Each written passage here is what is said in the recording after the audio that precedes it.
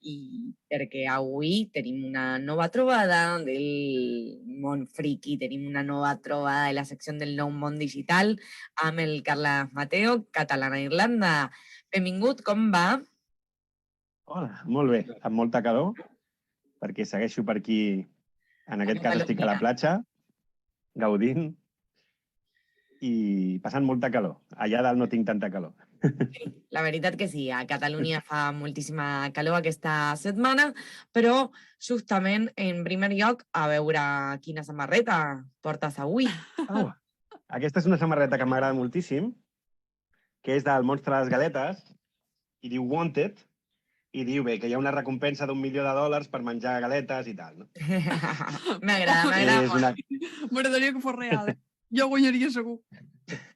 Et pots entregar tu mateixa i després que et deixin anar i rica. Exacte. Sí. Molt bé. Ara sí, parlem de quines són les notícies del món digital.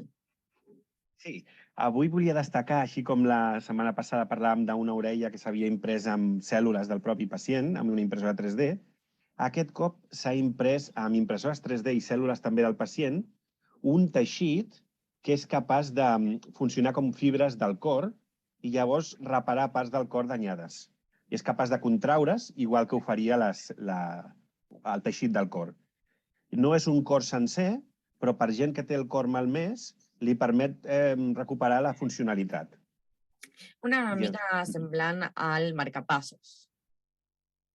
Sí, una mica semblant al marcapassos, només que en el cas de persones que han tingut, per exemple, un trombo i els hi ha fet morir part del teixit, llavors aquest teixit no bombeja, no funciona, és el propi, diguem, aquest teixit semiartificial que li col·loquen, fa que el seu cor torni a funcionar per si mateix.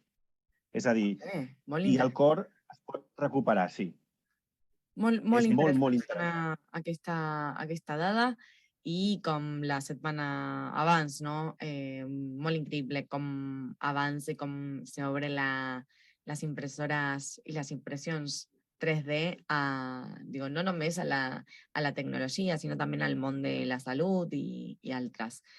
Ara sí, continuem perquè avui ens portes una història. Sí, us porto una història molt maca, que si em permets parlaré just després d'un altre tema de salut, que és el tema de... Gràcies. El tema és com a tot arreu s'està eliminant l'obligació de dur mascaretes i fins i tot l'obligació de mostrar certificats de vacunació o prova d'antígens, i això és així amb els vols. Jo, quan he volat, ja no em demanen de dur mascareta, ni em demanen el certificat Covid, ni res. De fet, als Estats Units també ho han eliminat. És una cosa una mica... Depèn de com ho visquis, et pot agradar o et pot espantar. A mi, personalment, m'espanta una mica perquè estic coneixent de casos de gent que està agafant el Covid i llavors no em fa molta gràcia. Sí, a més, no? També és una mica estrany que als aeroports no és necessari portar la mascareta, però sí... Alguns, quan puges a l'avió, sí. et demanen que la portis. Llavors és una mica estrany. Estem tots fem la fila per ingressar a l'avió sense la mascareta, quan posem un peu a l'avió te portes la mascareta. Jo ara, quan he vingut la setmana passada, ja no calia dur mascareta ni a l'aeroport, ni dins l'avió, ni a Irlanda, ni a Catalunya o a l'estat espanyol. No, ja no calia. Que això, quan he anat amb la meva família, sí, m'han fet portar la mascareta dins de l'avió. Exactament. I recordem que aquí a Catalunya continua vigent l'ús de la mascareta al transport públic, a hospitals i residències i també a les farmàcies. Exacte. A mi em va passar això de la farmàcia. És que... Sí. A mi jo no també. tenia mascareta. Jo no la portava. Havia anat a comprar i no tenia mascareta. A mi m'ha passat justament aquest matí. Per això vaig a dir-lo expressament, perquè la farmàcia és una botiga i a les botigues va a deixar de ser necessari la mascareta. Pues no. Però bé, a la farmàcia el que té és que et pots comprar la mascareta, no? Perquè depèn dels estocs. Si vas a buscar l'autocar o buscar el tren o el metro o el que sigui, allà no hi ha paradetes on venguin mascaretes. Per tant, si vas a la farmàcia te la deixes... Però avui, jo crec que hoy en día la mascareta és possible conseguir-la en molts llocs. Sí, això sí. Ara Però sí. al metro no hi ha de moment. Carles, sisplau, continuem amb el nou món digital. Moltes gràcies. Disculpa que volia parlar d'això. Gràcies. Sí, doncs avui us porto una història molt maca perquè durant la història hi ha moltíssimes dones increïbles que han fet avançar la humanitat moltíssim i la tecnologia també. I, per desgràcia, s'ha ocultat molt. Moltes vegades homes els hi han pres el mèrit. Llavors, m'agrada parlar d'aquests temes perquè és una mica fer justícia. I de vegades estudiants, mateixes estudiants de programació, no tenen la referència aquesta de quantes dones han fet coses increïbles, no són conscients. Així que m'agrada parlar de totes aquestes coses. I en aquest cas m'agradaria parlar de la Margaret Hamilton, que és la científica i programadora que va fer que la primera nau tripulada, l'Apolo 11, arribés a la Lluna i pogués aterrar. I és fantàstica aquesta història. La primera dona reconeguda a nivell internacional d'aquest tipus de tasca. Però és important dir-lo que ara o fa molt poc temps vam fer el reconeixement de Margaret Hamilton com és corresponent.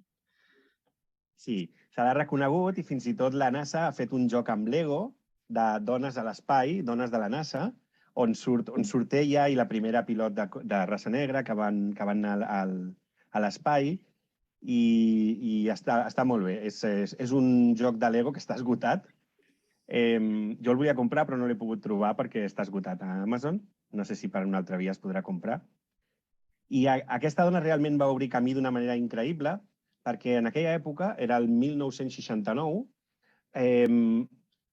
es tenia consciència de l'important que eren les màquines, els aparells, els circuits, però ningú li donava cap mena d'importància al que és el programari, el software.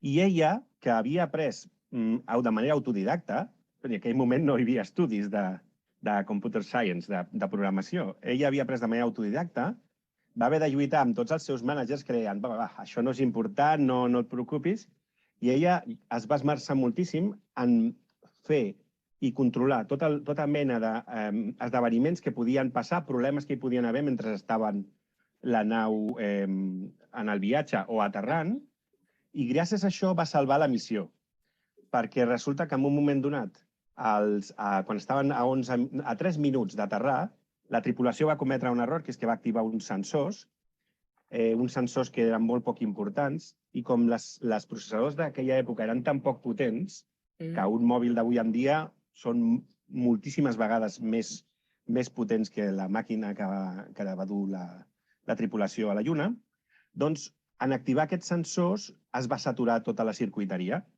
i llavors no podien aterrar. Doncs aquest era un cas que la Margaret Hamilton havia previst i simplement es va activar l'algoritme d'aquest cas i la nau va aterrar perfectament de manera automàtica. I gràcies a ella va canviar completament la concepció de la serietat que se li atorgava en el tema del desenvolupament de software i les praxis d'enginyeria de software i va crear el concepte de software engineer, que fins llavors no es coneixia. Moltes de les tècniques de reliability, de fiabilitat del software que es fem servir es basen en com ella treballava i en el que va promulgar. I a més que estem parlant del 69, en una època on a molts llocs i països del món la dona ni votar. No podia ni votar, ni el dret al... A l'estat espanyol, clar, no perquè era una dictadura encara. A més, total. No sé, als Estats Units, sí. I és molt maco perquè hi ha una foto amb els codis fonts que va fer impresos i li arriben fins al cap, amb llibres impresos, i li arriben a tota la seva alçada de la quantitat del programa superllarg que va escriure, no? I està molt bé perquè, sí, en una entrevista quan tenia 82 anys, em sembla, ella explicava que una mica la veien com una friki, no acabaven d'entendre els seus managers què era la feina del tema de software engineer, i després d'això, de demostrar això, va canviar completament i ella es va estar treballant per la NASA amb totes les següents missions. Va fer una empresa, Hamilton fins i tot, i ha sigut decisiva en l'èxit de les missions a l'espai. És una de les moltes heroïnes que hi ha al món digital, totalment. Estem parlant de Margaret Hamilton. Moltíssimes gràcies, Carles, per compartir aquesta història. Òbviament la compartirem al xat de Twitch perquè la gent pugui veure tota la història de Hamilton. I abans de tancar aquesta secció d'avui, parlem de què? De seguretat o parlem d'entreteniment? Parlarem d'entreteniment, si us sembla bé. Vinga, perfecte. Doncs en la línia dels jocs que es poden jugar sense tenir una consola o un PC, que es poden jugar o amb un PC molt discret, com les plataformes Stadia o la d'NVIDIA, doncs volia destacar ara que han permès jugar al Resident Evil Village sense tenir cap compte a l'Stadia, simplement amb un navegador web com del Chrome o al mòbil, pots jugar en el Resident Evil i veure què tal és el joc. Jo ho he provat i la veritat és que és molt xulo i va molt, molt bé. No necessites tenir el joc instal·lat ni consola. I aquest joc, Resident Evil Village, com és? Perquè hi ha un món que va entendre perfectament, però tu ja saps que jo no tinc idea del món de videojocs, així que vas a tenir que convencer-me de que és un bon joc, sisplau. Bé, no et puc convèncer perquè és un joc de zombis i monstres i horror i sang, i llavors sé que no et puc convèncer, però sé que a alguns oients sí que els agradarà poder-ho provar. I bé, i en aquesta línia està molt bé també que Microsoft i Samsung estan portant el Game Pass als televisors de Samsung. És a dir, qualsevol que tingui el Game Pass, que et permet jugar a jocs gratuïtament i a jocs online amb altra gent si tens una consola o un PC, però simplement amb la televisió podràs jugar a videojocs de Microsoft si tens el Game Pass, simplement amb la televisió Samsung. Però ja no només amb Microsoft, sinó que actualment amb Samsung, algunes de les seves televisions, ja es pot jugar amb Google Stadia, que és la plataforma que us comentava, que no cal tenir consola per jugar, o a NVIDIA GeForce Now, que és el mateix però d'NVIDIA, d'un altre fabricant. És a dir, que es veu clar que bé, ja es pot, però en un no res... Perdona? Com utilitzes el mando sense la consola? Molt bona pregunta. Doncs aquestes televisions permeten connectar el comandament d'una Xbox o un comandament compatible amb PC, i llavors pots utilitzar qualsevol dels comandaments més comuns, diguem. Vinga, és a dir que... És el mateix, però se connecta a la televisió. Sí, i llavors pots jugar.